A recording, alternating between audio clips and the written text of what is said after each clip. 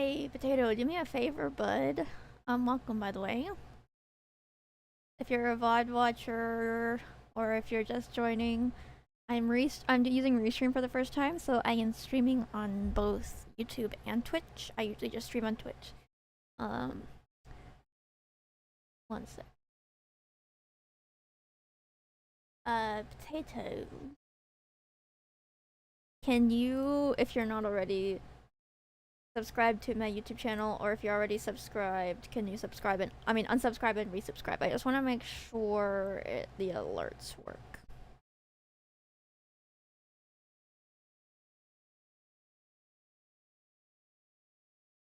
If I'm not buffering. It's not buffering. I am buffering. Why am I buffering? Why? Why? Link? Oh, yes, sorry.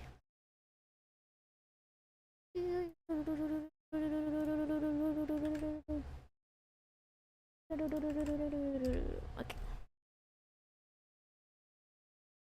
Oh shoot, I didn't set up the webcam first. Why is the YouTube one buffering? Why?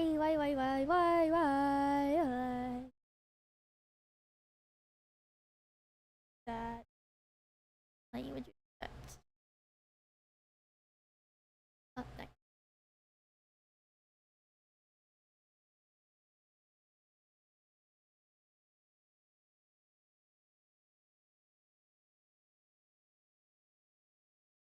Nothing happened. Oh, great. Oh, joy. That's just fantastic. Excellent connection, my ass. Yeah, right. Doesn't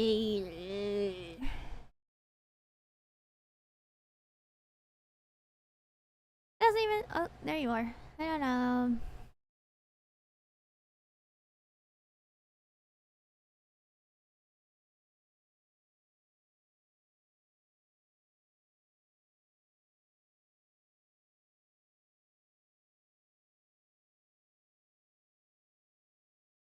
Wow, YouTube Live dashboard kind of stink. It kind of stinks. Oh, it's not buffering. I know. I know why it's not. I know. It's not buffering. It's my bad. It's not buffering, right? It's not buffering, right? On YouTube or Twitch? Hopefully.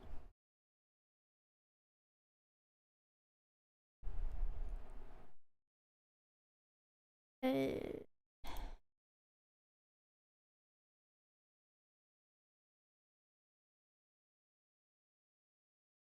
oh, I'm building the mini Disney Palace of Agrabah, which is fine. Thanks. Can you hold on.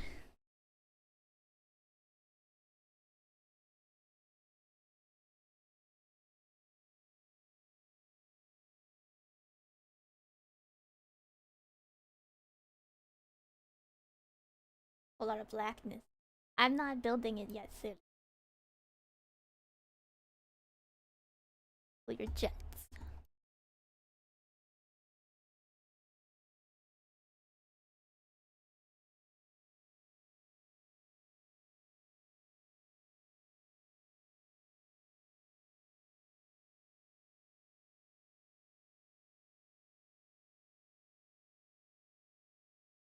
Okay.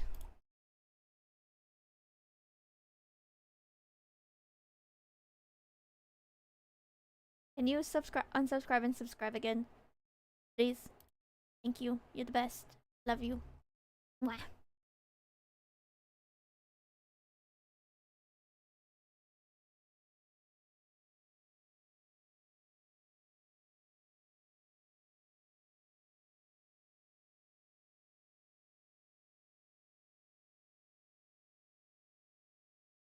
Why am I not getting any of the YouTube alerts? What?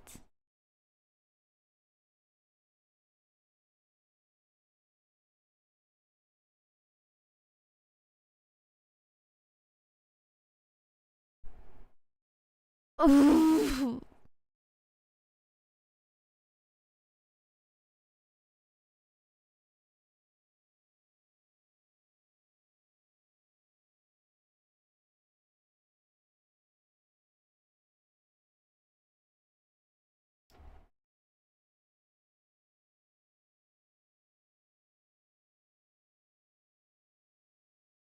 Why is...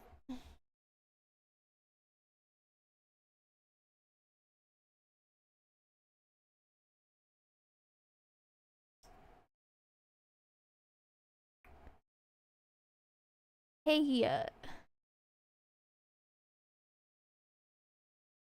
YouTube has delay. Yeah, it's okay. Okay.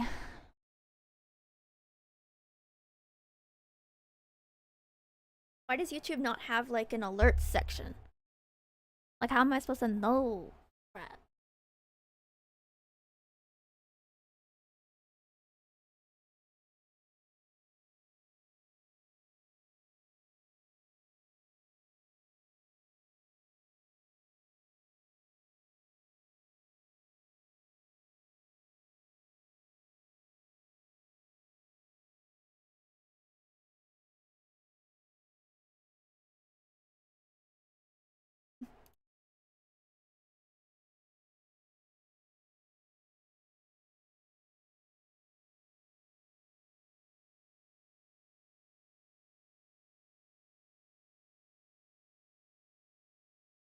Alright, guys, thought I was ready.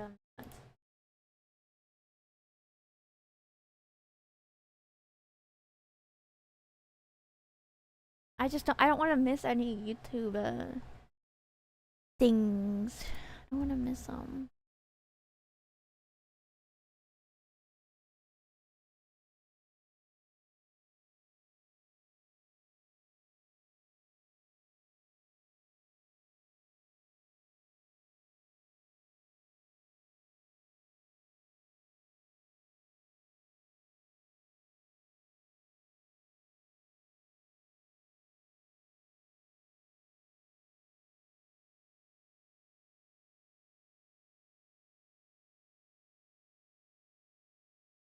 Because my activity feed on Stream Elements is only showing Twitch.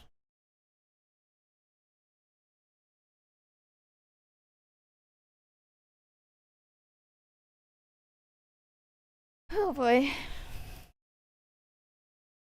Love that.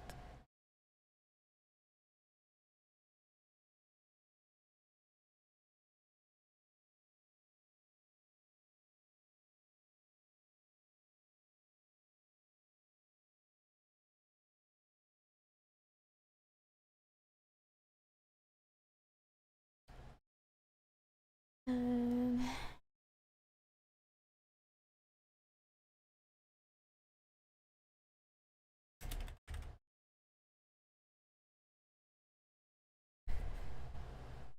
yes, I have a pink cursor. Of course I do.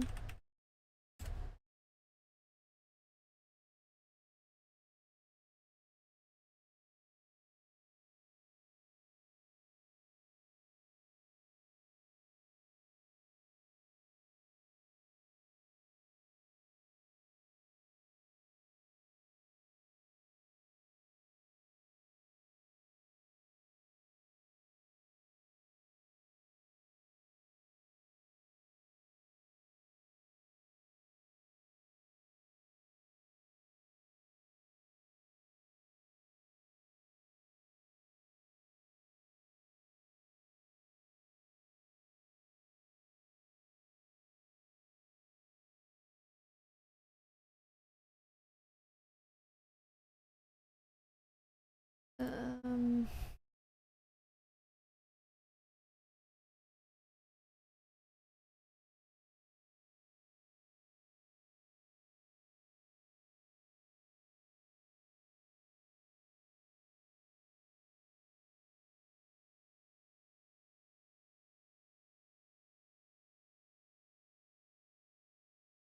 yeah, no problem.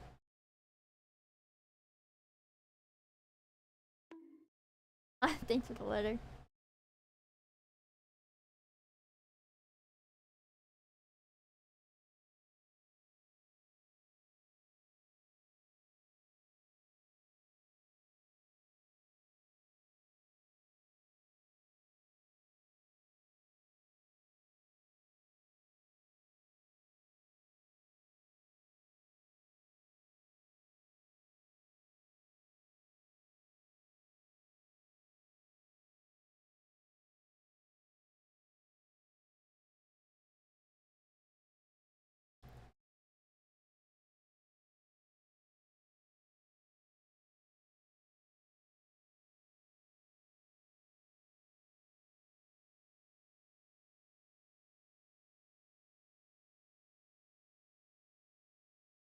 one more thing, and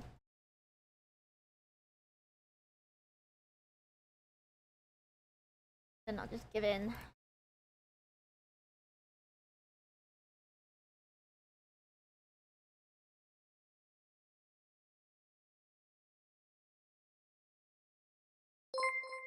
So that works. Oh, okay.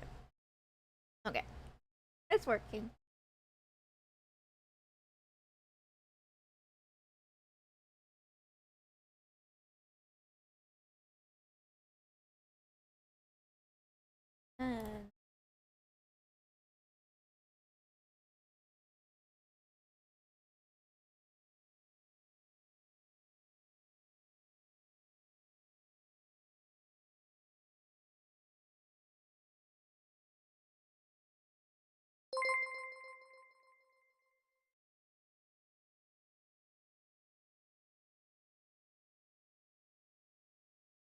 And yeah, it should be good.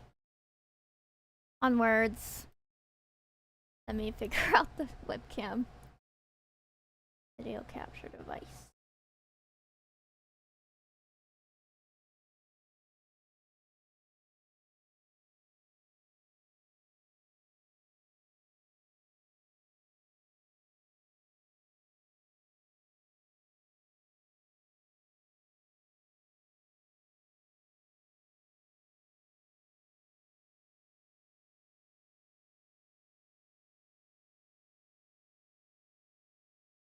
Don't crash my stream.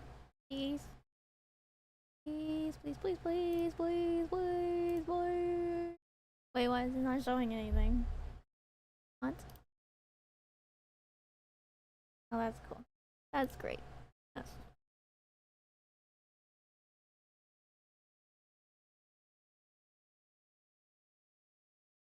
what?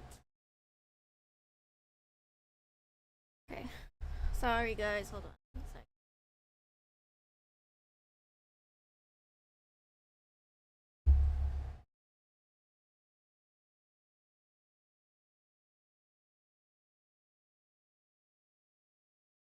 Unplug it. Plug it back in.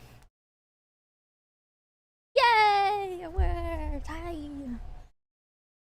Oh, thank God. I was about to lose my mind.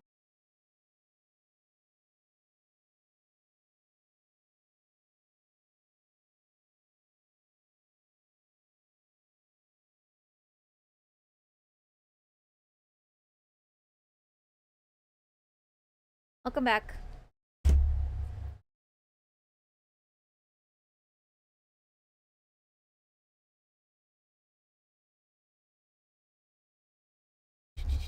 Okay. This is what I'm building.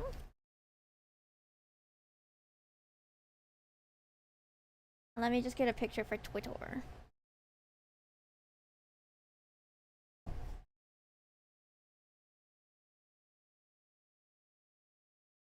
Let me get a good frame of the video.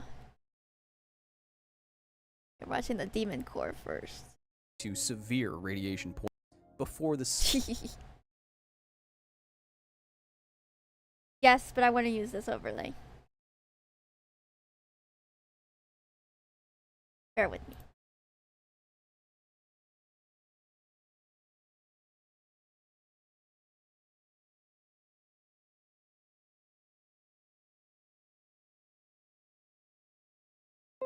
Okay, let me post to Twitter and then we'll get going. I'm sorry, I should have done all this before stream. But I was in the middle of stream, so I just wanted to get going.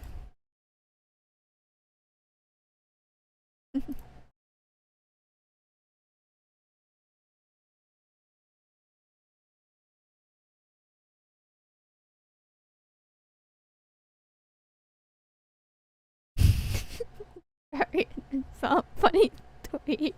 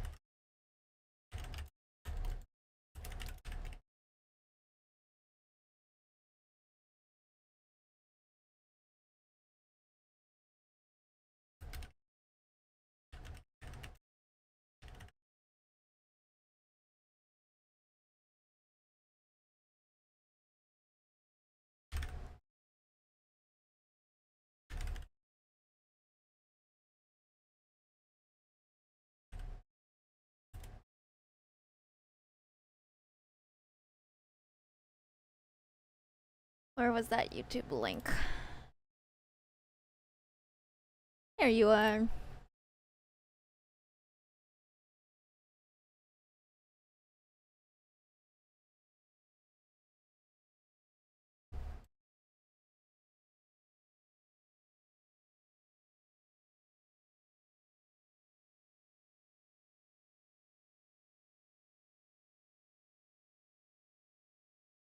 Okay, without further ado. Sphere was complete. If the core was completely enclosed, a reflection of neutrons I think dragon would wake that good? again. The local expert among experts. I've watched this video before, but I wasn't paying enough attention, so I'm watching it again. Because this is like one of the most infamous incidents. The Demon Core. Okay.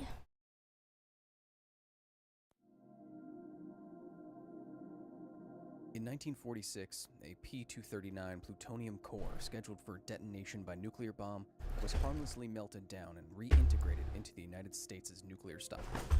That was the end of a 14-pound metallic sphere that had killed 2 scientists not 11 months before. This is the true story of the Demon Core. I'm gonna put this bad boy on The spheres of 1.25. atomic material that had obliterated the Japanese cities of Hiroshima and Nagasaki would have easily fit in your hand, and they were light enough to carry. Because of the extreme levels of radiation coming from them, the cores were carried around in secure containers, but curious physicists reported that the cores were disturbingly warm to the touch. Both the Little Boy and Fat Man nuclear bombs use subcritical masses of uranium and plutonium respectively, meaning that no self-sustaining nuclear reaction would be possible with the spheres alone, and the nickel plating that covered them would prevent most of the escaping radiation from harming you. The real harm comes later. The terrible explosions that Little Boy and Fat Man are famous for only happen in a nuclear core that was critical, using directed conventional explosives to artificially induce a critical mass. This meant literally compressing a plutonium or uranium sphere into a much smaller volume with explosions.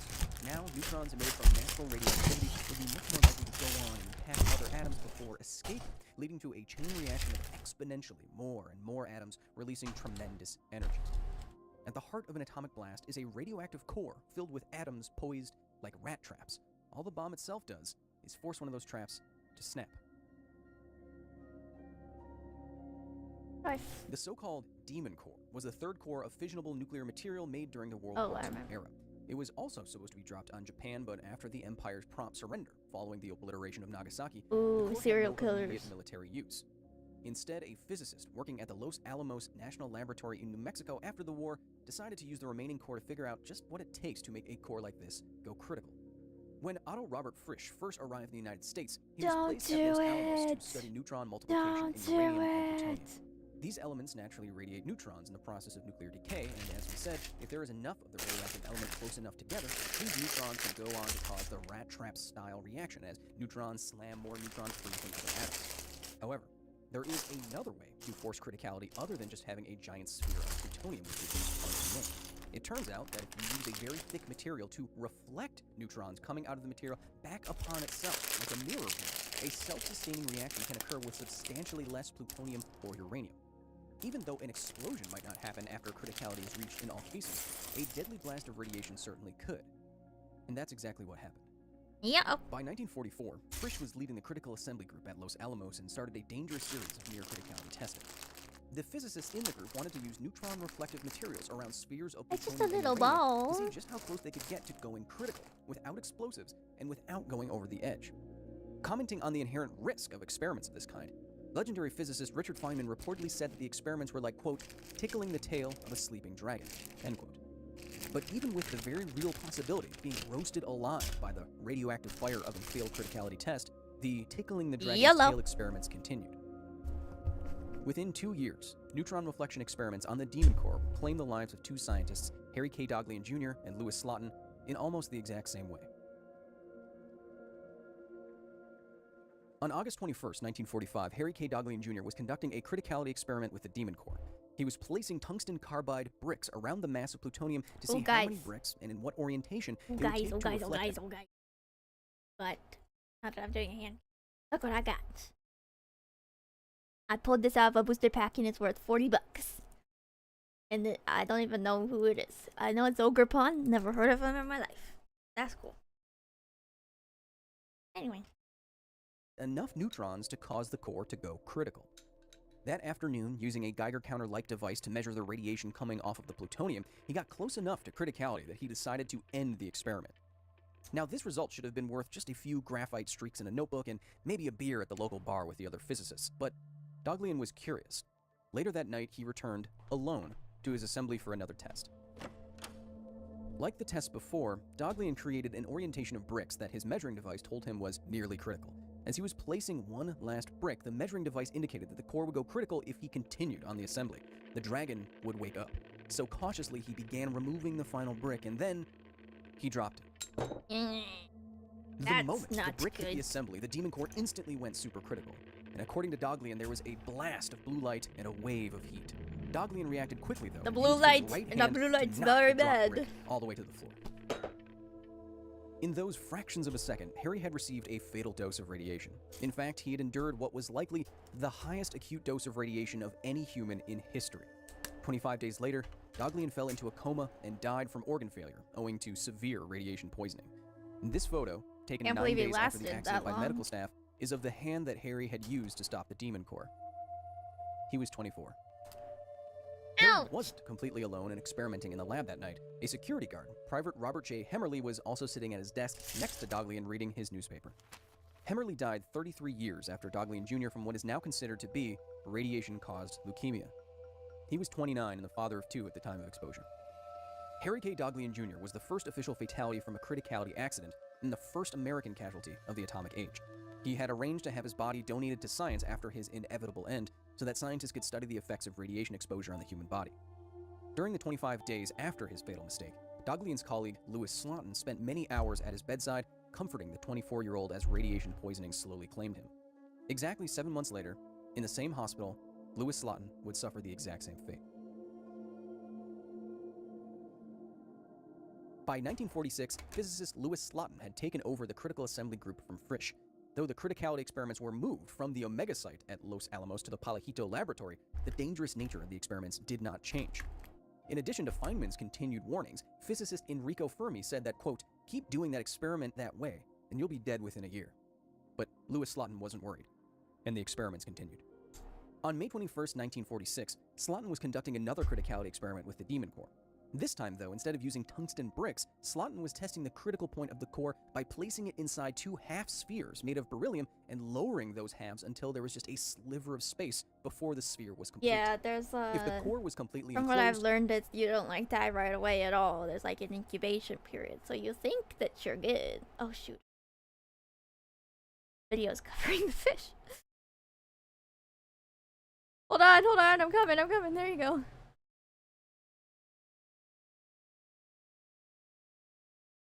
There's like an incubation period for the radiation. So like you think you're chilling, and then after like a week, it's bad. the reflection of neutrons would be total, and the dragon would wake again. The local expert among experts, Slotin was reportedly brash in his experimental protocols. In his signature pair of blue jeans and cowboy boots, Slotin would perform the criticality tests without the fail-safe spacers that would sit on the half-spheres and keep it from ever completely closing. Are you Instead, asking he would which put his bare hand video on or the top which half Lego? sphere and attempt to lower This using video is only about the demon blade of a core, flathead and screwdriver. the set is That way this. he could get much closer to criticality, and Slotin had successfully completed this experiment dozens of times.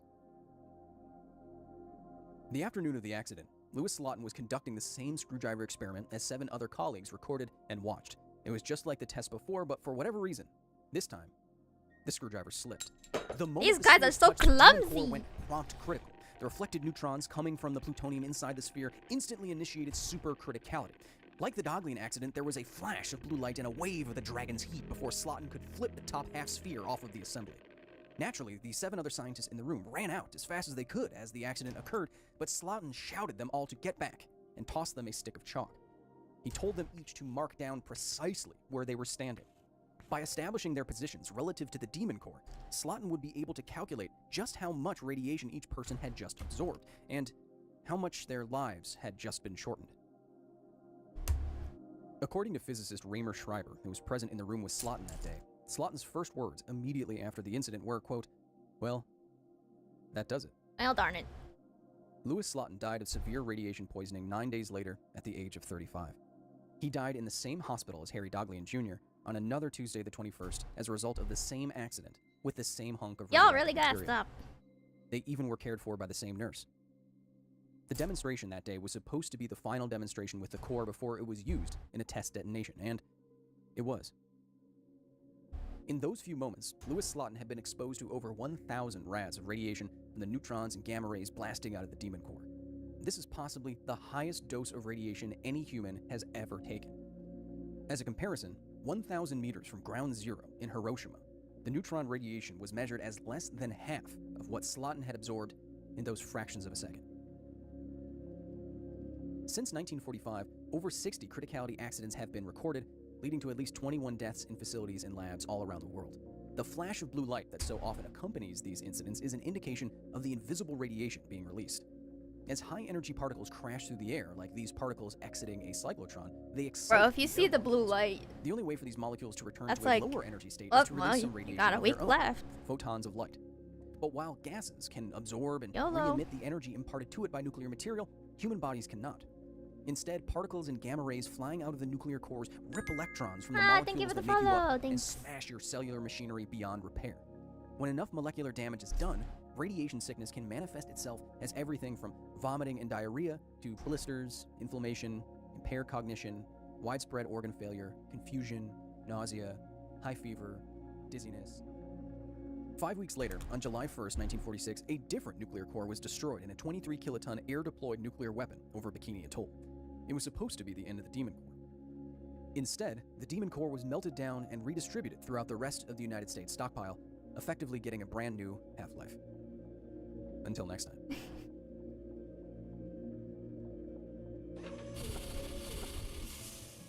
Yeah. Story time with Kyle's a little serious, huh? Thank you so much to the very nerdy staff at the facility for the direct and substantial support in the creation of this here video. Today especially I want to recognize research assistant Roydon Houghton, who's definitely not a Pokemon, and visiting scholar Max Concurrent. Oh, maximum at the same time. World's heaviest door. This is gonna sound like a weird question, but what are heavy doors for?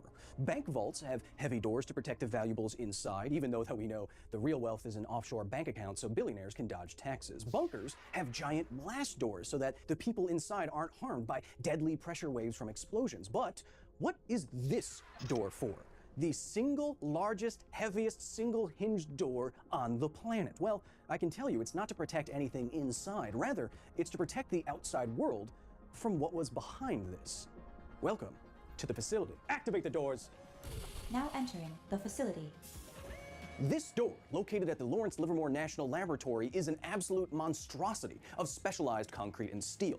8 feet thick, 12 feet wide, almost 100,000 pounds. It's half the mass of a blue whale in Okay, just a Mr. fraction Smarty of Pants. the space. And unlike a vault door or blast door, this door in particular was more of a shield. And from 1979 to 1987, what it shielded was this, the RTNS-2, or Rotating Target Neutron Source, the sequel. At the time in the 80s, this one machine was the single most intense source of neutron radiation on the planet.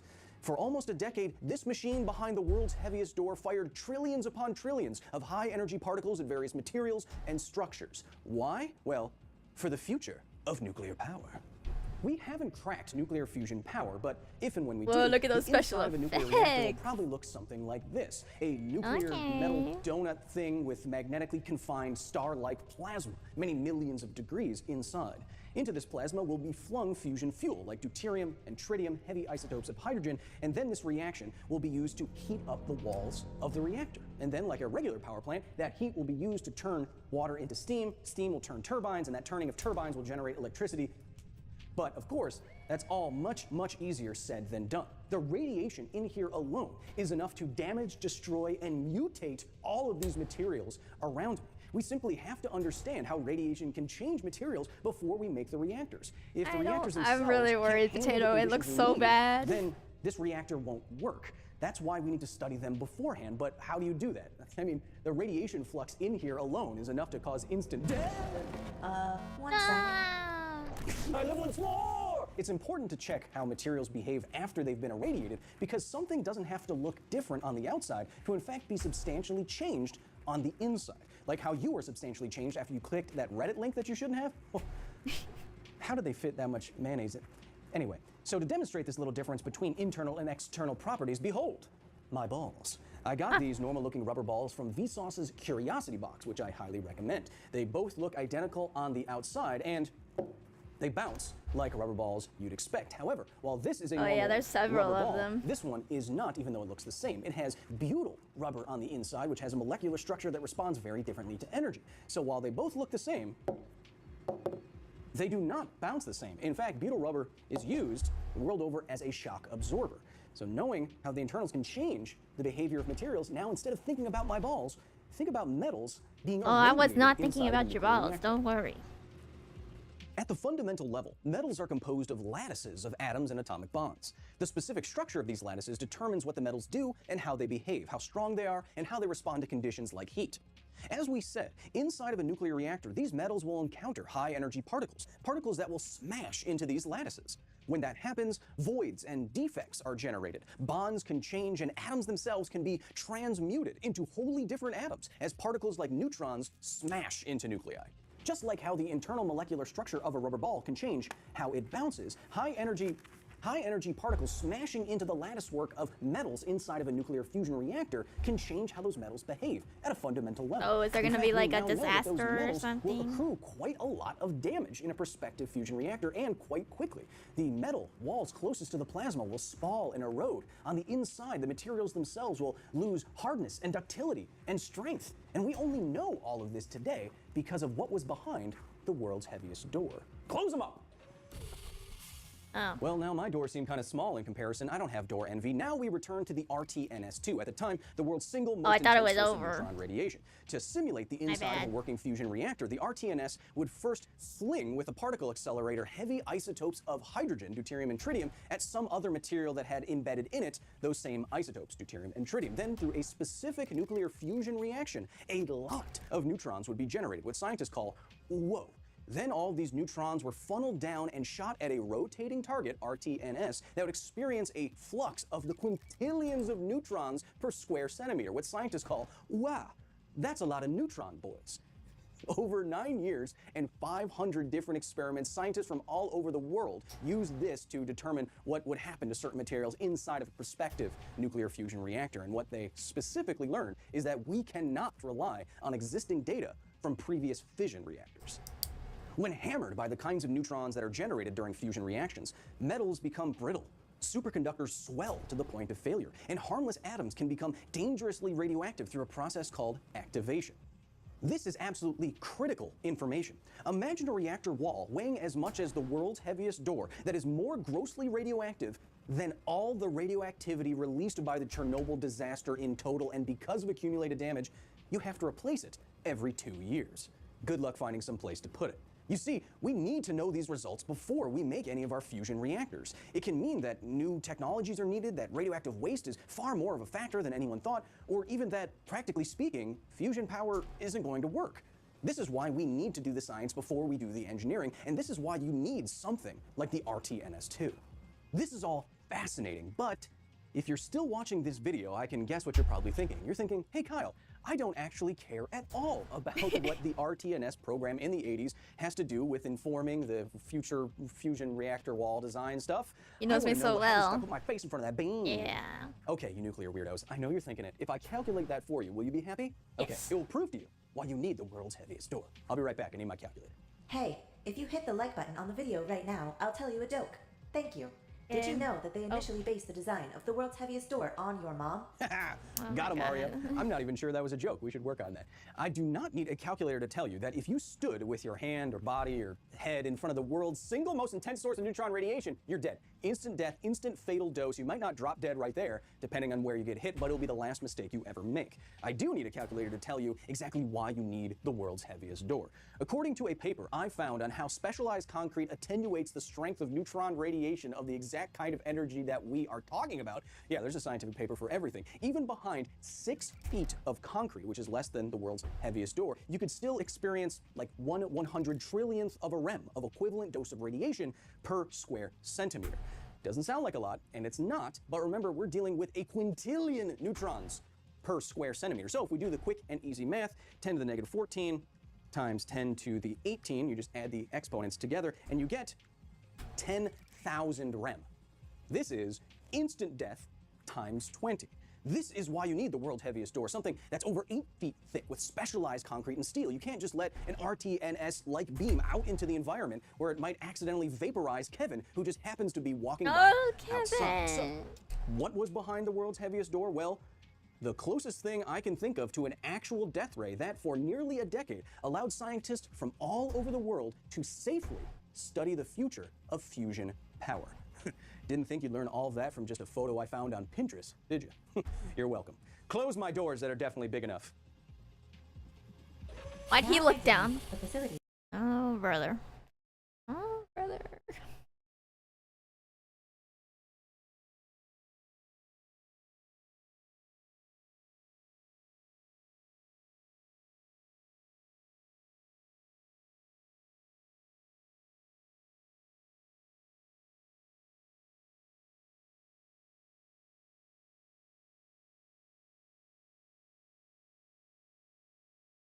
Ooh, Horizon Zero Dawn Apocalypse the Science? Calm down, you baby. Apparently, French children. Ow. Calm down. I can't. Apparently, French children used to be given a riddle when they were growing up. The riddle goes as Spoilers. follows. Imagine that there's a But it's Zero Dawn, not Forbidden West. Hi, welcome. I've been into these videos lately, so I'm watching them while I build Lego. But does this have spoilers for... Potato, does this have spoilers for Forbidden West? Maybe I shouldn't risk it. The world is the same. Okay. It's fine, I just won't watch it then.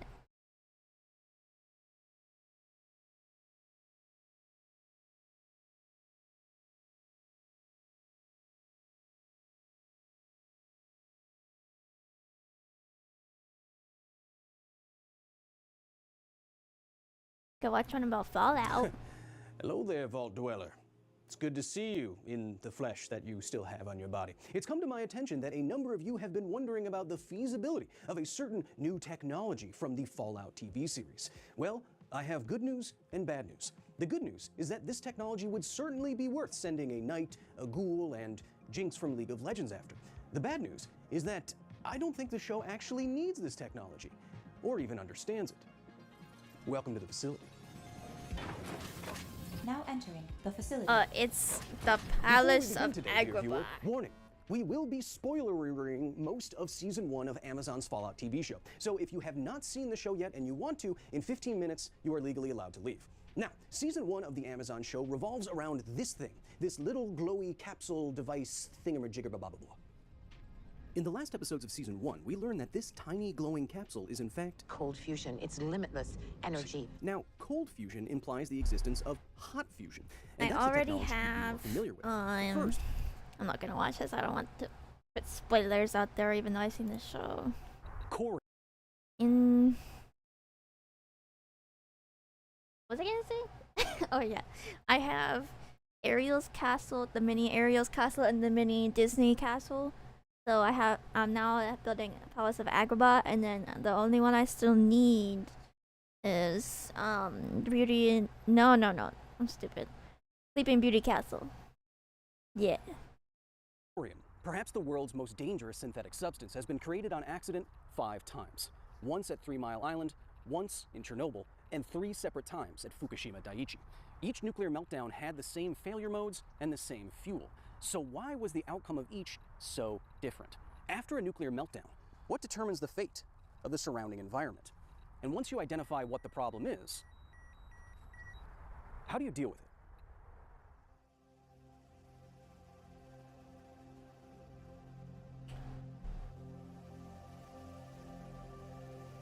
Or A nuclear two. meltdown occurs when shoot. fissile material in a critical configuration heats itself up to its melting point. It's the worst case scenario for any nuclear power plant or facility. A meltdown is only dangerous, however, if it makes contact with the environment. A reactor core can partially melt down and be safely contained, as happened at the US's experimental breeder reactor Fermi 1 in 1966, for example. When a melting core is not contained, Potential environmental contamination comes from two sources: fallout and fuel. During normal operation, a nuclear reactor uses uranium fuel pellets placed in rods to maintain innumerable instances of nuclear fission. This process splits the uranium atom into two new radioactive atoms, or fission products. Sustained fission in a reactor, therefore, will deplete uranium over time, more fission products than uranium nuclei in the fuel rods. This is why nuclear fuel is moved from the center of a core to the edge as it gets less useful for reactions, then to a spent fuel pool, then to recycling, if applicable, then finally to cask storage.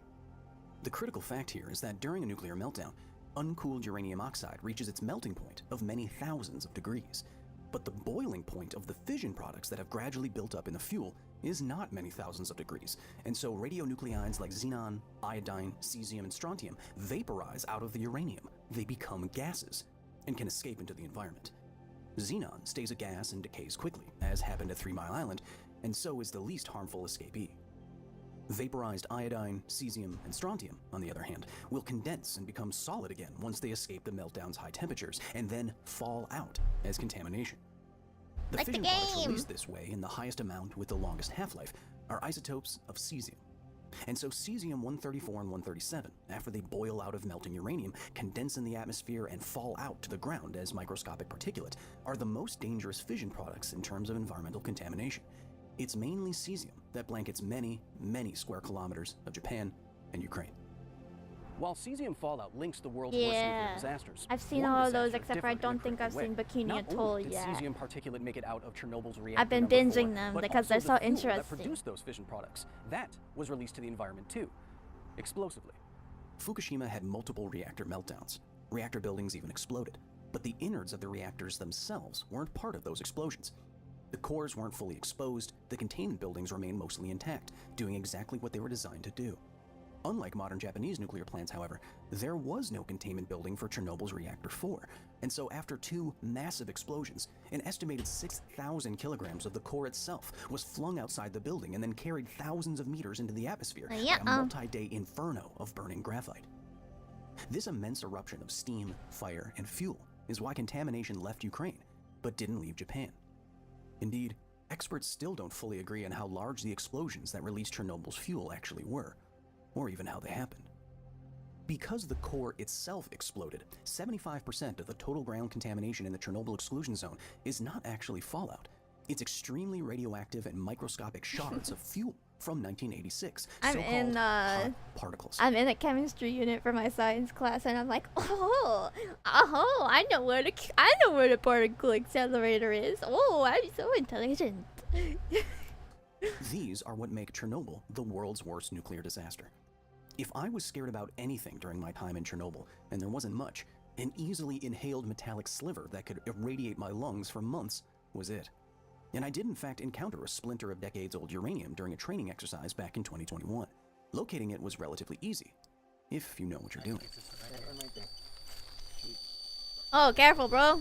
5,000 counts per second. Counts per second. Ouch, my ears. Off scale. And it's If you were looking for a hot particle, how would you find it? In a grossly contaminated environment like Pripyat, your Geiger counter is constantly beeping. A hot particle will necessarily be hotter than some moss that's taking up cesium-137, for example. Or put some gloves But on or locating one in a something. large area is the equivalent of finding a nuclear needle in a haystack. So the first thing you do is search for a hotspot with your dosimeter. Once you have your suspected hotspot, the next thing that you do is gather up that material and do fractioning. Now, fractioning is something I learned from Tom Clausen, who led us through Chernobyl and who we work with on the Dogs of Chernobyl program. Note that I do not have a hot particle here in this material. It is a small piece of uranium ore for demonstration purposes. Now, when we fraction this material, what we're going to do in reality is split it into halves and then measure each half with our dosimeter. The idea being that if each half remains the same, no matter how many times we divide it, it speaks to more distributed contamination, like cesium-137 fallout. Like there's and this one not video a of hot what of particle. that But like if we disaster in Brazil, where this guy found like the glowing blue powder, and everybody was so mystified by it, they all like kept some, and like a crap ton of people got sick because it was like crazy radioactive. And he kept a shard of it in his pocket, and it like completely ate up his leg where it was in his pocket. split it and one side is much hotter than the other, then maybe it is a hot particle. So let's do that.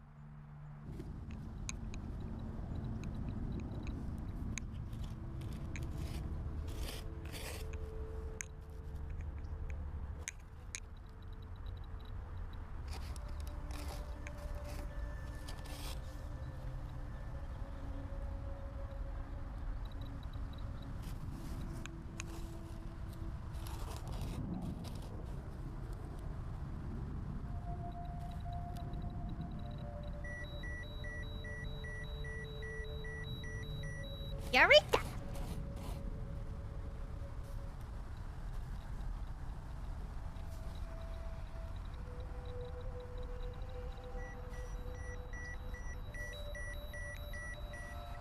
There it is, our hot particle. Note that in a place like Chernobyl, this would be much, much smaller and much, much hotter.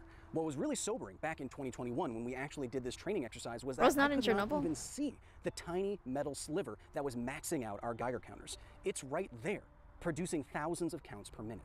In Japan, the cores themselves did not explode, and so it's very unlikely that hot particles are strewn about the environment. Even so, we did test for them while we were there.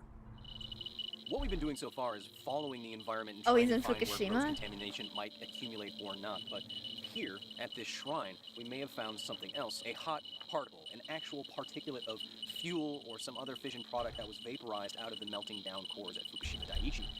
And we get that sense. We got an idea that this might be a hot area. I would guess, following where the moss is going, where the water might be flowing if it starts raining. We know that moss takes up a lot of nutrients in the environment. It's very good at doing that. And you can hear the difference.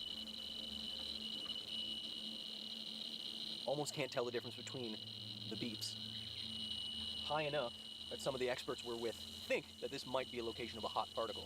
The other possibility is that moss, as we know, is a good bioaccumulator. As it sends out its tendrils looking for nutrients and water, it tends to sap up everything on the surface or on the substrate that it is on. We saw the same thing as we were walking through Pripyat, where even on a concrete surface, we'd be able to take some moss, look at the back of it, and get a very high reading, like we're getting right here. So, is it a hot Bro, particle? turn that Is it thing off. bioaccumulation? That's something that we actually have to Holy. glove up for, go in, and see for ourselves.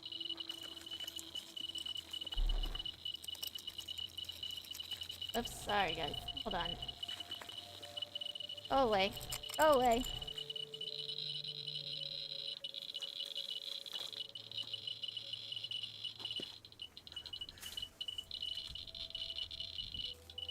So we have a pretty even distribution here of the sample material. The suspected hot particle wasn't. Each fraction of the moss from the statue read more or less the same, meaning that a more distributed contamination was more likely. Its result further backed up by the Boring. physics of the meltdowns at Daiichi. The Fukushima, Chernobyl, and 3 Mile Island disasters prove that not all nuclear meltdowns are created equal. Each was dominated by one of the 3 classes of contaminants.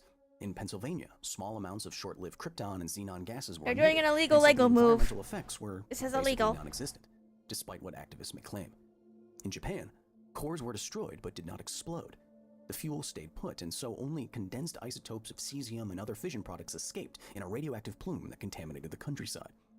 In Ukraine, in addition to fission products that a massive fire propelled across Europe, actual pieces of fuel, hot particles, were shot skyward and fell out within a few dozen kilometers of the power plant, owing to their size. 3 different disasters, each with their own remediation or decontamination and cleanup challenges. Challenges made that much harder by the disproportionate fear the public has for anything nuclear. Cleaning up a nuclear meltdown is, in theory, relatively simple. If fission products and/or hot particles have dusted a known area, you spray down, cover over, dig up, and contain that area. But in practice, that is a monumental undertaking. Imagine that just 1 square kilometer of land is contaminated, not very much at all. And let's say the decided upon remediation or cleanup tactic is to remove the top 10 centimeters of soil. The depth isn't much, but it rapidly adds up. Even this small patch of land would create hundreds of millions of kilograms of material that has to be contained, moved, monitored, stored. Case in Hey, point, look at that. innumerable black bags of radioactive There's- soil, together totaling the mass of 400 fully loaded Titanics, have been piling up in roadside pyramids across Fukushima. The estimated cost of all this is in the hundreds of billions of dollars. And after a decade, the Japanese government is still struggling to find a final resting place for all of the contaminated material. The difficulty of cleaning up a contaminated site is directly proportional to how clean a government or agency requires an area to be. A zero or extremely low tolerance policy for radiation might make sense to the public and to most lawmakers, but it's arguable that because most regulations are based on the so-called linear no threshold model, the biophysical theory that any amount of radiation will have health effects, remediation efforts in a place like Fukushima are far more difficult and expensive than they ought to be. For example, despite public perception, the actual radiation levels right now in most of Fukushima's evacuated areas are no greater than the natural background radiation rates We shall all over the see. world. I hope there's some cute And so, Easter eggs, the because there Japanese usually government are. moving hundreds of millions of kilograms of soil while displacing 160,000 people could be seen as an immense, unnecessary, and even deadly cost. But we will cover that in detail later in the series. Remediation is also made more difficult by the fact that no environment is static. Winds blow, waters run, life consumes and collects and colonizes. Microscopic fission product particles and pieces of fuel can ride any of these pathways, following the ebb and flow of nature. And it's why the bellies of Chernobyl's dogs are more contaminated than their backs, and why pavement collects less contamination than leaf clutter. Knowing how the local environment lives and breathes is the best way to find where nuclear contamination has collected, or will collect. I put the other bag. I spent the majority of my time in Fukushima learning to locate Bro, I contamination just this way. had it. Here on Was the there- road, we have a Well, I Geiger thought- I think counter. there was only It says one. 0.2, 0.1, thereabouts. And that wouldn't indicate to me any real sizable danger. Not that I should leave the area or anything like that. But now, considering the environment, where would the contamination actually go if it was building up over 10 years? Well, looking at where the water would flow downhill, it would be collecting in a place probably off to the side of the road, maybe where this greenery is growing, indicating where the water is flowing. So now if we're at something like 0.2, let me just place it right here where I think the environment would put it. I find a reading almost 3 to 4 times higher in just the span of a meter. What the environment is doing with contamination can be almost as important as the contamination itself. We are consistently seeing in areas like this is that the concrete in these contaminated areas is gathering and accumulating contamination. Why? My hypothesis is the surface of concrete can be incredibly porous, meaning that on the microscopic and nanoscopic levels, you have an immense amount of surface area. So think of the difference between this with all its millions of little pits and pockets versus a perfectly smooth pane of glass. If you had water running down that pane of glass, you wouldn't expect a lot of particulate matter to settle out of it. However, this is like going through a two-dimensional sieve, and over time, over 10 years now after the disaster, that contamination might begin to build up. That's exactly what's happening. I'm going to be honest with you. Before I made this program, I didn't actually know how nuclear contamination escaped a meltdown. I only knew that it did. While the vaporization of fission products might be obvious to Hold on, some let me do engineer something. or other I just expert, realized- they weren't in any popular retelling of a meltdown that I've ever read, and so my understanding was challenged and updated. And now I want to challenge you. Could misunderstanding or not knowing fully the intricacies of a nuclear There. meltdown actually be more harmful than the meltdown itself? Could the cost of cleaning up Fukushima be too high? Was the evacuation of Fukushima in the first place even worth it? Those answers next time.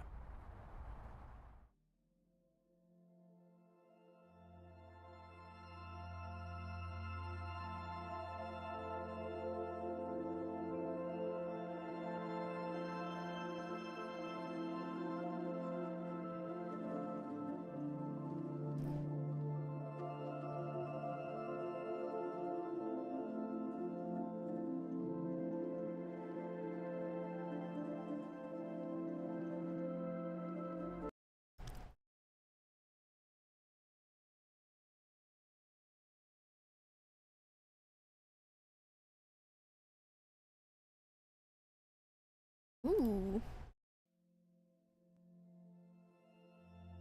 On April 26, 1986, reactor number 4 at the Chernobyl nuclear power plant exploded. Thousands of kilograms of radioactive material and fuel were launched into the sky, and burning metal sent contaminated particles into the air for days. This deadly detritus would go on to contaminate over 100,000 square kilometers of Europe. Over the next year, 600,000 men and women known as liquidators would go to extraordinary, sometimes deadly lengths to suppress, remove, and/or sequester the most dangerous footprints of the disaster. By the middle How of many December people died? 1986, an immense, unprecedented Like engineering operators, effort like would result in a directly from like the sarcophagus, explosion. a concrete tomb for the remains of an exploded core that would remain radioactive for at least the next 20,000 years. The sarcophagus was a band-aid over a nuclear knife wound, only designed to withstand the next 30 years. And so 20 years later, in 2007, the project contract for the new safe confinement was signed. It was a giant arch, a design chosen from hundreds of other ideas that would weigh more than the Eiffel Tower, be taller than the Statue of Liberty, and could be slid into position over the sarcophagus, allowing its construction to be hundreds of meters away from dangerous radiation. When it was moved into place in 2017, it became the world's largest mobile structure, a nuclear tomb built to shelter the corpse of Chernobyl for a target of 100 years. And today, I'm taking you inside. Kyle, no, don't go.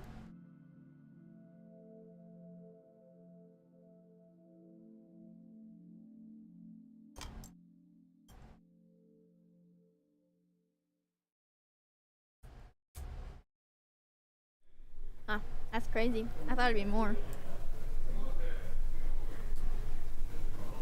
Thank you for looking it up.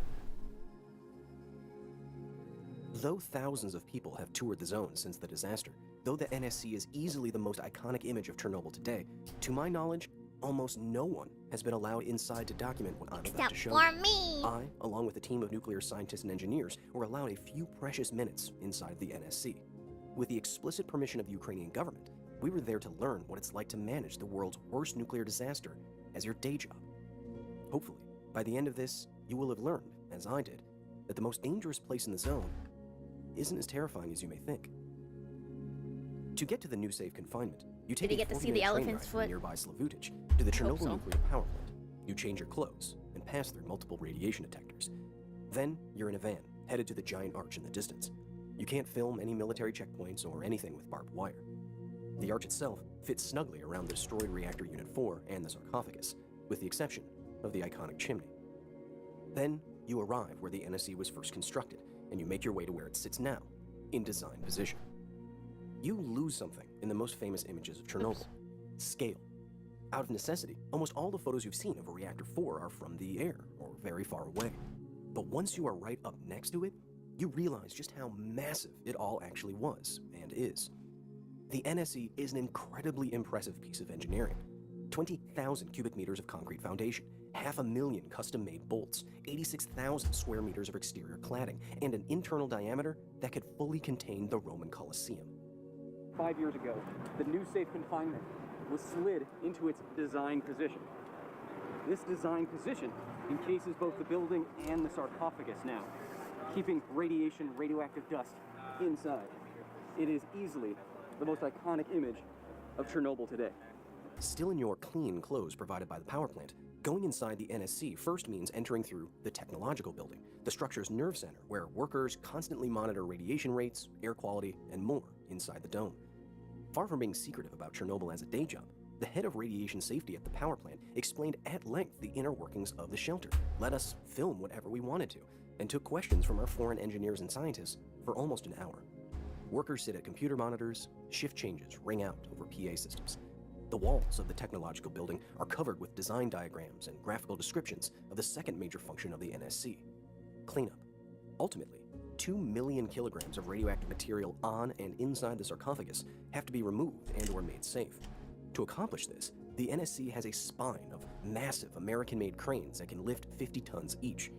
Over time, these remotely piloted machines will pick apart the sarcophagus piece by piece. The goal of Chernobyl's cleanup is to have no more Chernobyl. It was time for us to see the sarcophagus. We donned more protective gear than anywhere else in the zone: hard hats, gloves, booties, new masks, and plant-provided radiation detectors that would tell us exactly when we'd have to leave. When we receive 80, so we should leave, we must leave immediately.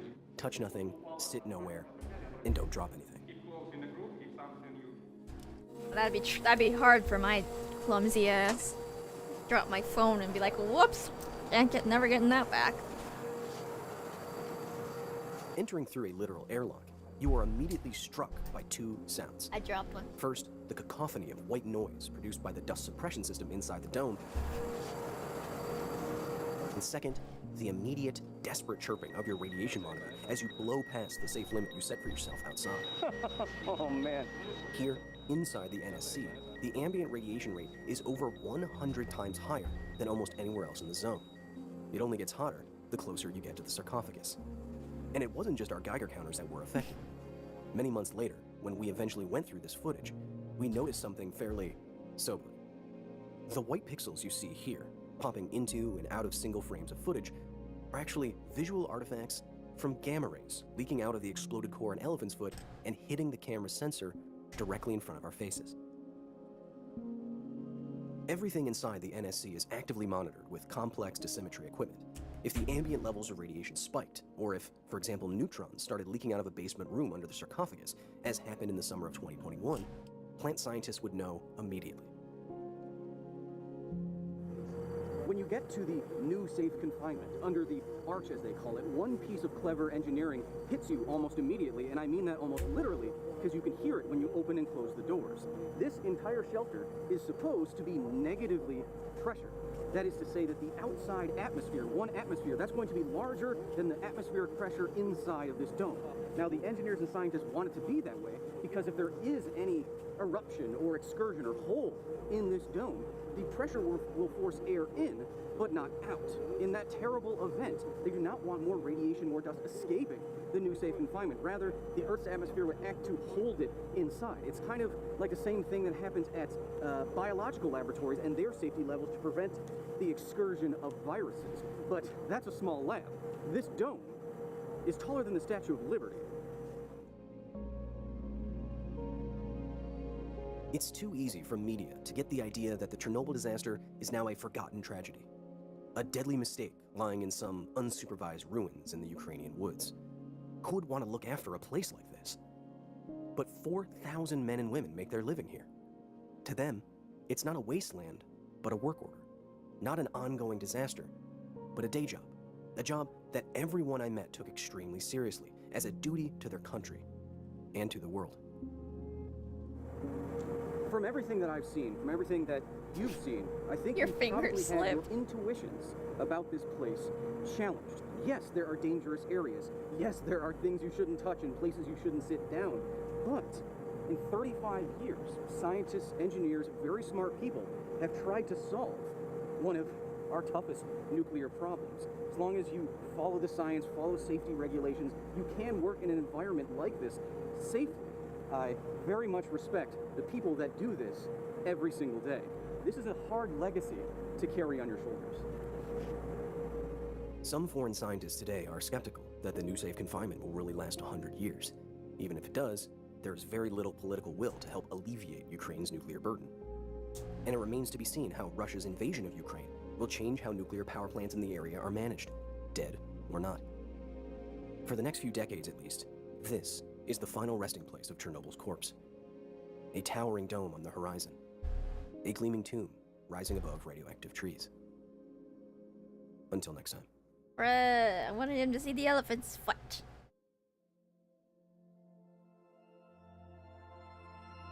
He'd probably come home with full body burns.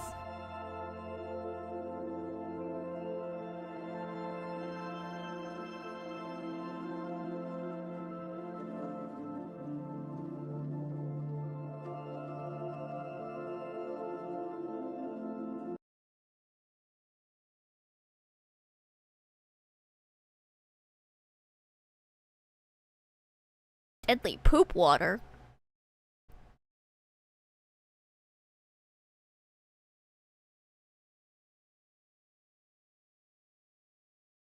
Yeah, that makes sense. I still wanted to see it though.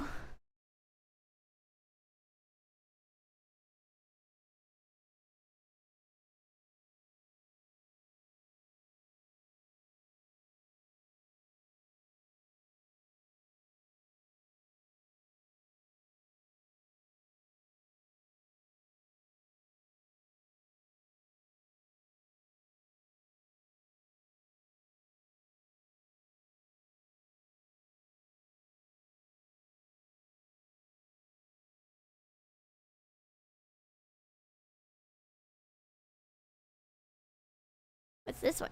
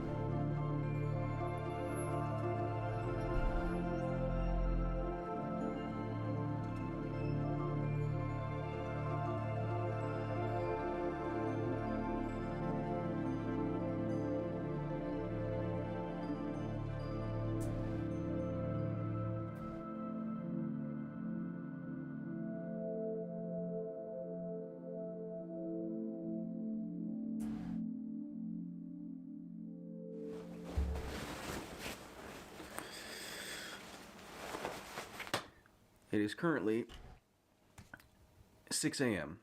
in Slavutich, Ukraine. Slavutich is the satellite city for the Chernobyl nuclear power plant that was purpose-built after the disaster for all the workers. We're in Ukraine today because I want to show you what Chernobyl is actually like. The first thing that we're going to do to start our Chernobyl excursion is we are going to suit up and we are going to get on the very same train as the workers at the Chernobyl nuclear power plant. The workers go to the power plant to continue monitoring, decommissioning, providing services to the people who still work at the plant, security, cafeterias, that sort of thing. We are going to learn and to observe and to have some sort of cultural exchange, if you will. Imagine telling people you work at Chernobyl. Under a careful eye for what we do, how we operate, how we carry ourselves, what we're actually doing inside the plant. So we will be mostly shadowing and checking out and following the lead of all the other scientists for this day one.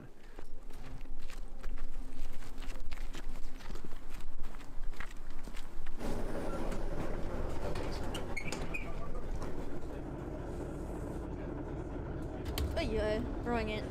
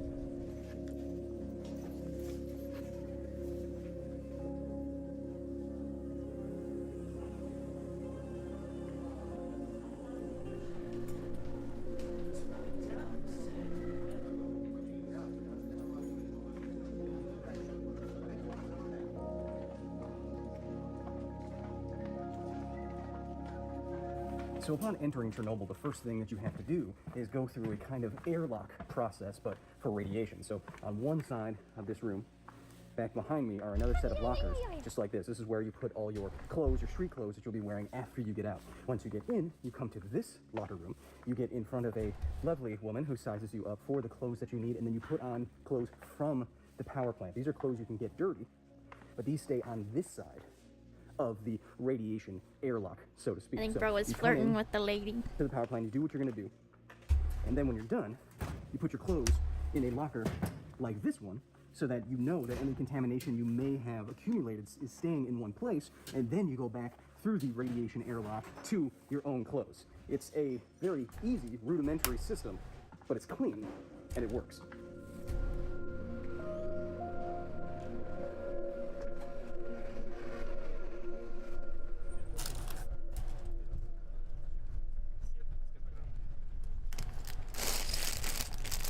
Kids in their phones these days. But it's just a Geiger counter.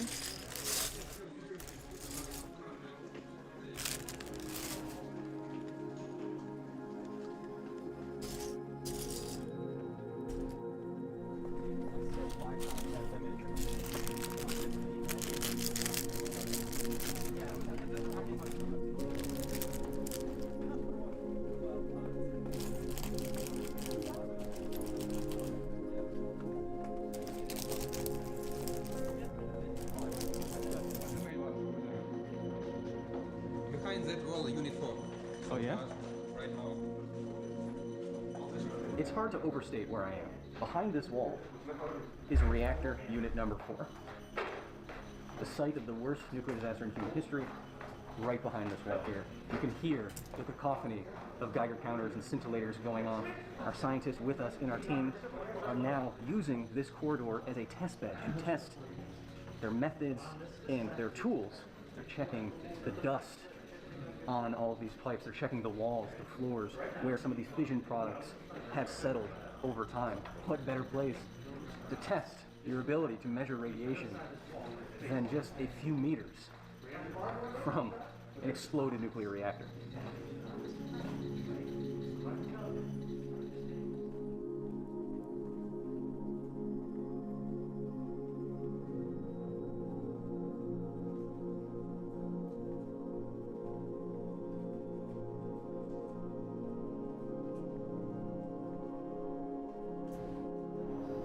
Inside of here are the main pumps that would have circulated the cooling water in unit number 3.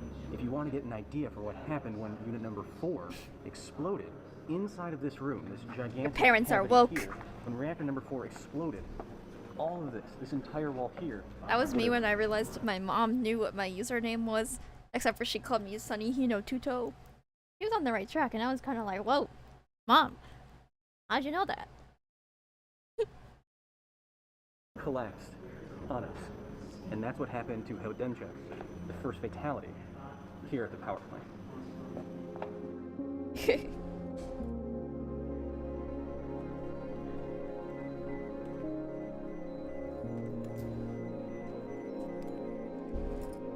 My parents are definitely not woke, but their technological literacy is decent for their age. This is the control room for reactor number 3. We're seeing it here today at Chernobyl as kind of a before to the afterwards. That is reactor unit number 4. This is where safety operations would sit. This is where you would look at all of the pumps, the cooling, where all the control rods are, how deep they are in the core. This is what and where went wrong in unit number 4, and we'll be seeing that next.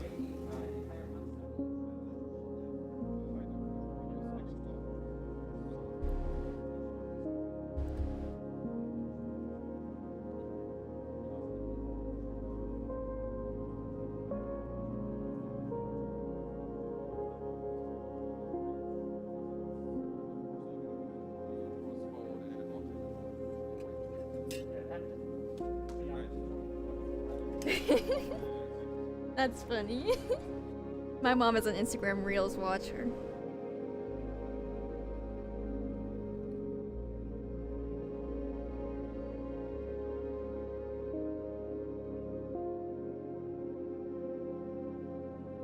One time I had to explain to my mom that the word Riz has nothing to do with asshole.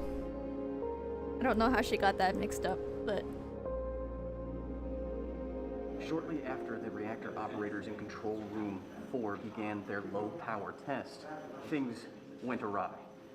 Shocks, explosions, numbers on the screen that wouldn't make any sense. They attempted to press this button right here. It's called a scram button, and this button would initiate all the control rods shoving themselves all the way into the core to absorb neutrons to stop the nuclear chain reaction. But when they pressed this scram, I didn't see this part, I was yapping. How are they able to be in there without dying? Bro, it literally looks like Fallout.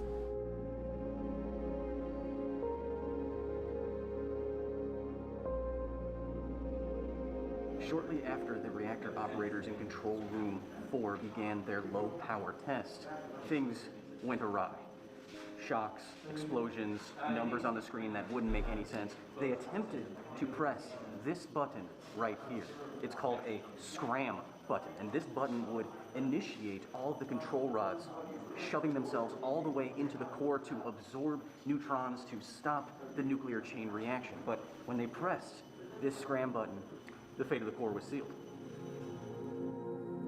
Bro, explain.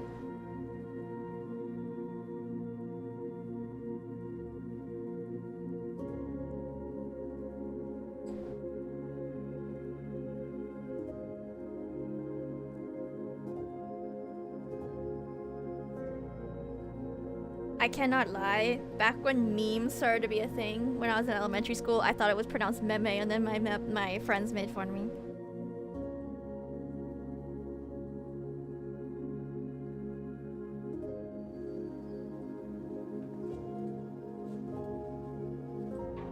I know about the rods. I've learned a lot about the rods, but how come pressing that button caused such a disaster? It's hard to even imagine the magnitude of the destruction that happened in reactor unit number 4, which this, of course, is not. We cannot go into reactor unit number 4, not just because of the radiation, but because of the mountain of rubble. This is what number 4 would have looked like if it hadn't exploded. Below, you see the top of the reactor. This is where fuel is loaded in by a large crane-like structure, this shielded tube that will take up fuel rods, move over, and place them down into the core. Below this giant circle is a 2 2,000-ton biological shield. So it is 2 million kilograms that serves as protection for all of the humans above it. Now, when reactor unit number 4 melted down, so much steam, so much energy was generated that it lifted the 2,000-ton object, that is this radius, it lifted this with enough force to keep it in the air for a full 10 seconds. Now, in real time, just imagine that, okay? 2,000 tons, okay? And the explosion happens.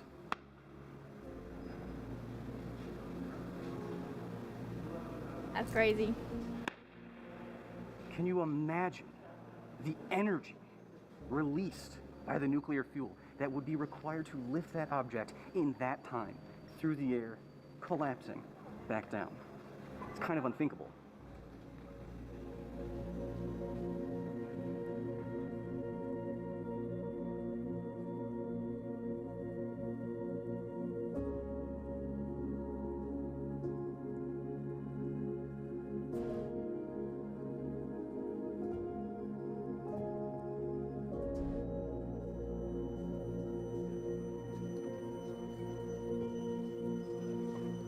Don't fall in.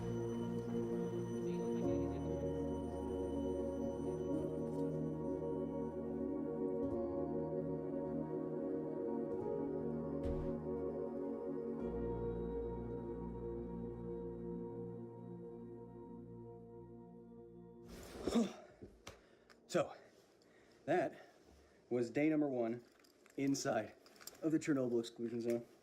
It's a hell of a thing. It's really a hell of a thing. It's a wholly unique area with a unique experience. And to experience all that with scientists and experts who can provide me so much additional context, it's really incredible. I'm about to get dinner with my new Ukrainian friends. My feet are killing me because we've been standing on concrete all day. We'll see what happens day 2.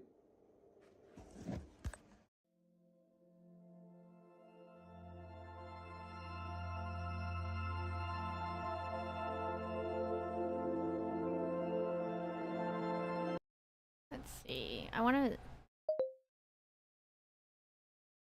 What? Dang it. Don't look at my search history.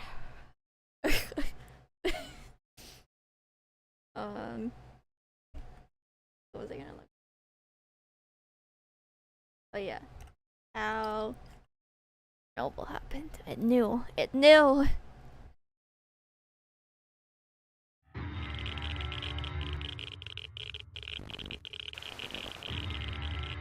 The world's worst civilian nuclear disaster took place when a reactor exploded at the Chernobyl power plant in Ukraine, then part of the Soviet Union. Present-day Belarus received 60% of the initial fallout. The radioactive cloud spread further to cover most of Europe. The Chernobyl nuclear power plant was one of the Soviet Union's most advanced facilities. I love that video. The first 2 reactors became operational in the Happy late birthday, 1970s. Miku. The 4th reactor was the newest, Jeremy. going online in 1983. On April 26, 1986, technicians prepared to test the backup cooling system in reactor number 4, but the routine safety drill went horribly wrong. A nuclear reactor is like a giant steam engine. Uranium fuel rods react to produce a massive amount of heat. That converts water into steam, which drives huge turbines to generate electricity. Control rods are inserted in between the uranium Always to the slow control reaction. rods. It's And always it's the crucial for control cooling water rods. to be pumped around the core to prevent overheating. But as the test began, almost all of the control rods were removed, and technicians lost control of the flow of coolant. Temperatures soared, and extreme heat began to melt the core. At 1:23 a.m., Reactor 4 exploded. It spewed 8 tons of radioactive debris into the atmosphere. 115,000 people were evacuated from a 30-kilometer zone around the plant. The battle to put out the fires inside lasted for 15 days. More than 500,000 military and civilian personnel were drafted to deal with the accident and its aftermath. 31 of the initial firefighters and plant workers died within days from acute radiation sickness. The toxicity of the radioactive cloud was equivalent to 400 Hiroshima atomic bomb explosions. Crews hastily built a concrete sarcophagus to encase the entire reactor to prevent more radiation from spreading. Inside, there remained 200 tons of radioactive fuel. The remaining 3 reactors continued to operate due to energy shortages in Ukraine. It wasn't until the year 2000 that the Chernobyl complex was completely shut down. With the concrete sarcophagus crumbling, the international community began to build a new confinement structure for Reactor 4. It stands 110 meters tall, higher than the Statue of Liberty, and it's wide enough to fit a ship the size of the Titanic. At a projected cost of $3 billion, construction is scheduled for completion in 2017. One of Chernobyl's iconic red and white chimneys will be dismantled, and the massive steel dome will slide over reactor number 4. The confinement structure is expected to last for at least 100 years. I still don't get it.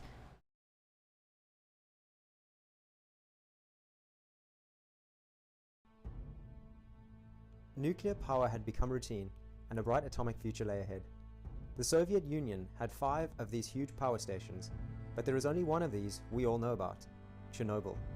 On this evening, there was no hint of the catastrophe about to unfold that would have a profound impact on the USSR and nuclear power around the world.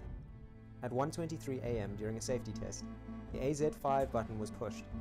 About 8 seconds later, Reactor 4 exploded. Whoa!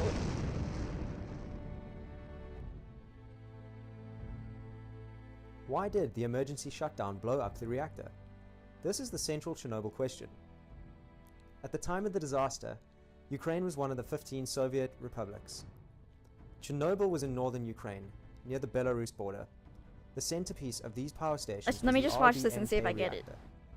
The RBMK was a graphite reactor which had been powering Soviet growth since 1970. I don't get the correlation between pressing the Chernobyl's button reactor and the number 4 explosion. was only 2.5 years old. Why did the reactor These are the go main systems critical of the RBMK design. from pressing The the nuclear button? reactor produces large quantities of heat. To collect this heat, pumps circulate water in pipes vertically up through the reactor. Steam is collected in separator Was it like a drums. mechanical The steam error or spins like the a turbine human error? generators which power the electrical grid. The steam is cooled back into water from a large lake and fed back into the main circuit, and the cycle repeats. It runs like this at full power for months on end. Oh, I see. The buildings required to accommodate the systems were extensive. The components were located inside individual concrete compartments. Unfortunate. The concrete vault around the reactor was 2.5 meters thick. The reactor was housed inside a steel drum. A central component of this story is graphite. Chernobyl's RBMK core contained huge amounts of it, which was essential for the nuclear reaction. When an atom splits, it releases neutrons at near the speed of light. These neutrons go too fast to split the surrounding uranium. Neutrons slow down as they bounce around inside the graphite until they travel slowly enough to split more atoms. The graphite is called the moderator because it moderates the neutron speed. I'm confused. I put Each this in the graphite wrong block place. has a hole down the center, which contains the pipes for the fuel channels and control rods. Water flows inside these pipes at high pressure. The uranium fuel is formed into these small pellets. Each pellet is extremely fuel dense and contains the heat energy equal to a truckload of Okay, coal. whatever.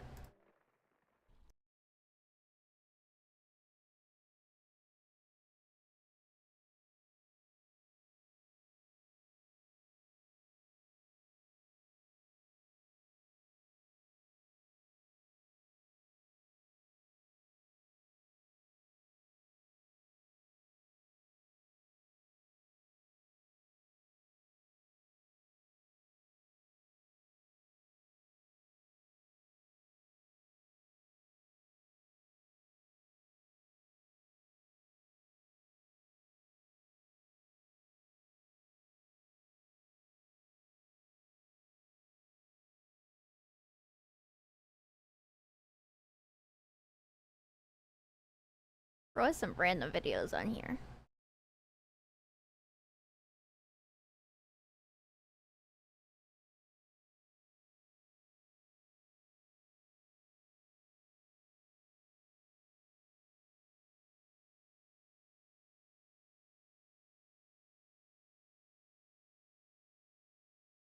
The government let me kiss nuclear waste.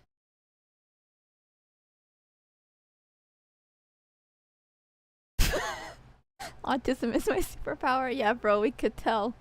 We could tell. Hate to break it to ya.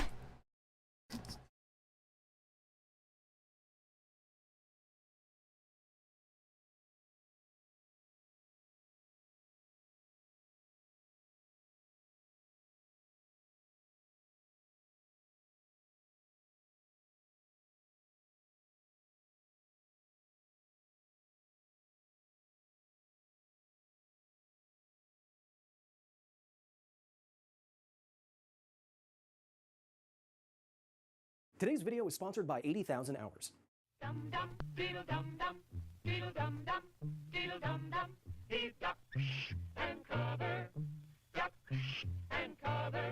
Oh, they made a At the height of the Cold War song with for Russia, that? the United States was concerned enough with the possibility of an all-out nuclear exchange that this fear trickled all the way down to what children should do in their classrooms to avoid annihilation. Classic videos and images show how millions of students across the country were taught that the best thing you could do in the event of a nearby nuclear blast was to In retrospect, of course, these drills seem comically ineffective, or at least not properly scaled with the severity of the situation. But given that we're still on the edge of nuclear war 70 years after these drills, it begs the question, what should you do in the event of a nuclear blast? Duck and cover? Run and hide? Is there anything you can do? Well, actually, yeah. Blast doors engage. Now entering the facility. First, some clarifications. To survive a nuclear blast, you first have to get You lucky. can pray, If you are yeah. anywhere inside of the kilometers-wide fireball that modern nuclear weapons produce, that's it. Your skeleton is going to literally turn into a gas. Thanks, Restream. So first of all, you have to get Oh, you guys lucky. can't Lucky see with that, the never weapon's mind. yield, height of burst, surrounding geography, all elements you can't control. And we have to be specific about what aspect of a nuclear blast you can protect yourself from. They're all different. If you're still around to make a difference, what aspect of a nuclear blast can you save yourself from? Perhaps surprisingly, only a small amount of a nuke's energy is converted into ionizing radiation, which dissipates relatively quickly and can be avoided by leaving the area. The next largest portion of energy is thermal, light and heat. It can cause instantaneous third-degree burns and ignite basically anything, but it's also just light. So as long as you're not in line of sight of it at the time, you can avoid it. The majority of a nuclear bomb's energy is converted. If it's blue and shoot, I messed it up. If it's blue and glowing, you better get going. Bro, they gotta hire me. Into a blast wave. And this is the most dangerous aspect if you survive the fireball. A colossal wave of air that creates an overpressure, or pressure over atmospheric, that at even just a few psi can lift and toss vehicles, level forests, and collapse buildings. And human lungs. This is where scientific studies and today's topic comes in. If you're facing down an incoming blast wave and you're in a classroom, your home, or another building, you don't want to be outside. Where should you place yourself for the best shot at survival? Turns out to not be as complicated as you may think. The study that we'll be going through today is a recent one, entitled Nuclear Explosion Impact on Humans Indoors, and it aimed to use simulations to determine where the most dangerous place in a simulated building might be if a nuclear blast wave were to enter it. So they used a simulated room, a simulated 750 kiloton bomb blast wave from a nuclear weapon, and then considered the blast wave entering this window right here to determine where the safest place might be. Now, before I just tell you what the results of the study were, why don't you take a guess? In the event of a nuclear blast, where should you be in this building? Think about it carefully, and think about it fluid dynamically. It's not as complicated as you may think. Blast wave incoming. Dang, those insectoid raiders always trying to get in here and get my goodies. Just one sec, think about it, I'll be right back. I gotta protect my goodies. I'm award-winning science educator and 6 feet tall on Tinder, Kyle Hill. If you want to make the most of your time on this planet, you only have about 80,000 hours to do so. How do you use those hours most effectively? Well, go to this link or into the description below. If we target their hive, it should cut off their reinforcements. Okay then, Arya, send in a company of laser bees. That should clean them out. Oh, so, sorry, I was just dealing with some neighbors. So you've had exactly 60 seconds to think about this question. Where should you be during a nuclear blast if you're in a building like this? Well, right here. Here is the simulated room. It's symmetrical, so the authors only considered half of it for simplicity. They then simulated a blast wave from a 750 kiloton bomb detonated 3 kilometers above ground and got these. These are maps of the simulated maximum air velocities inside the building for the first 10 seconds after the blast wave enters at overpressures of 3 and 5 psi. In both, blue indicates slower air velocities and red higher velocities. You can see that some rooms have almost no air velocity, while others have velocities over 100 meters per second, which, given a reasonable human mass, could pick you up and throw you over 60 feet through the air. You can't travel that far in a small room, of course, so instead you'd hit a wall with tremendous force and might die. Ouch! The next figures show a map of air forces, normalized to G's, or multiples of the gravitational force you experience on this planet. Again, you can see areas with little to no forces and areas with forces over 140 Gs, which could easily be fatal. So what can we actually learn from results like this? Well, first, blast waves are even more dangerous indoors, as when they enter a small opening like a window or door and then expand out into a hallway or corridor, air velocity actually increases. Second, it looks like the blast waves follow the path of least resistance, into openings like windows or doors and through corridors, and not into walls and into corners where pressure builds up. Fluidynamically, it makes perfect sense. And so, the safest place to be if a blast wave enters your building is in the corners of rooms closest to the opening where the blast wave is actually coming in. It may sound counterintuitive, but again, fluidynamically, it makes perfect sense. And so, everything taken together, these results can give us practical advice for the end of the world. Warning. Raiders are attempting to breach the blast. Okay, all right, forget the laser bees. Send in Guerrilla Railgun Company 7. They should deal with... Sorry, I was just trying to handle some kids on my lawn that need to be disintegrated. If a nuclear explosion is imminent, and you're lucky enough to not be at ground zero, you will have a precious few seconds to do something in between the thermal pulse, which you'll probably see and or feel, and the blast wave, which you can protect yourself from. So, get inside the nearest building and heed the latest facility TM warning sign. In the event of a nuclear blast, get inside the closest corner to the closest opening. Science says this tactic might just save your life, save you from tremendous air velocity and G's that will literally collapse your lungs. Trust me, it'll be better than duck and covering, especially when there's desks and children flying at your face at 100 miles per hour. So don't tell me I never gave you any practical advice. Until next time. And don't worry about the Guerrilla Company 7 with railguns. They only shoot things with way more arms than you have. Okay, until next time. Unless you are a spider watching this, and in that case, watch your thorax, buddy. Now exiting the facility. Thank you so much to the very nerdy staff at the facility for their direct and substantial support in the creation of this here video. If you want to drape on a silky watt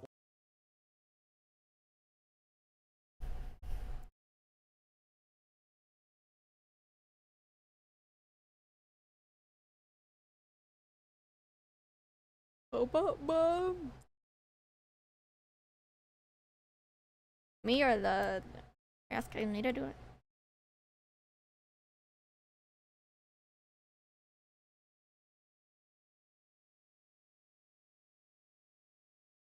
Salted nukes. Yikes.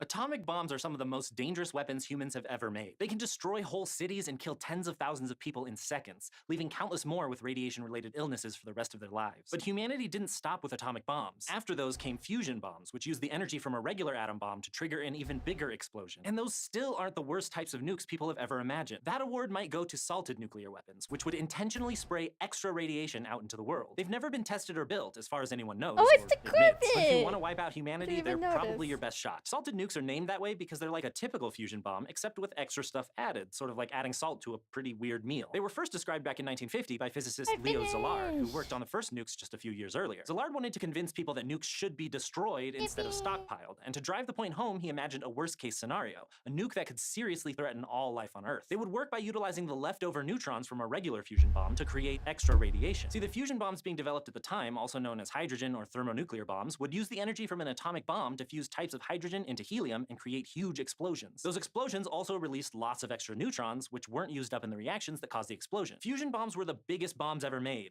but even before the first one blew up, Szilard knew there'd be a way of making them even more dangerous. If certain kinds of extra atoms were put into a fusion bomb, some of those unused neutrons would crash into them during the explosion. That would add an extra neutron to those atoms and make them radioactive. Then the explosion would send the radioactive atoms This is into too the smart environment. person for me. This is too smart.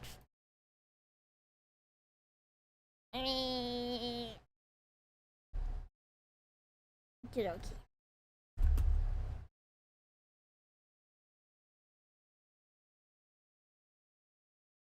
I think the streams are still up and running.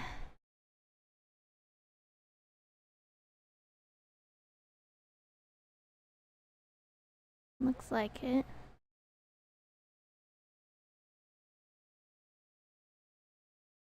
I know Twitch is. I'm worried about YouTube, but it looks to be working. Epic. Yep, I finished.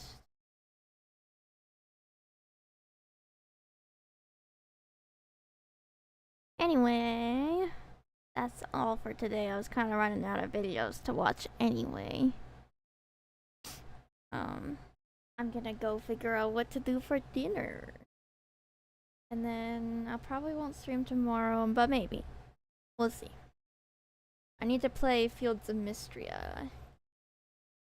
But I'll probably end up playing Horizon and caving anyway. We'll see.